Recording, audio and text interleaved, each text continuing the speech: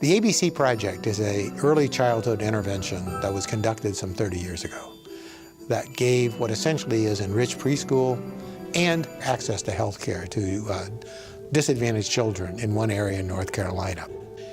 It was evaluated by the method of randomized trials, so it had a gold standard quality.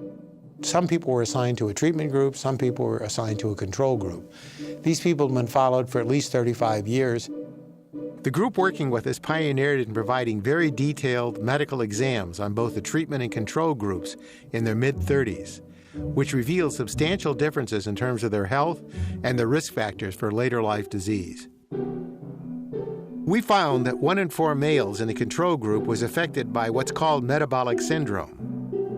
This refers to a syndrome in which there's co-occurring obesity and hypertension. This syndrome is associated with increases in heart disease, stroke, and diabetes.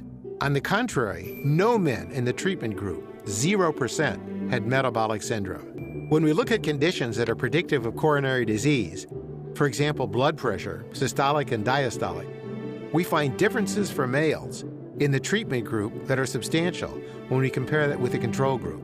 And we also find substantial differences for prehypertension in females. So there's a lot of work on trying to create treatments for diseases, for exposures.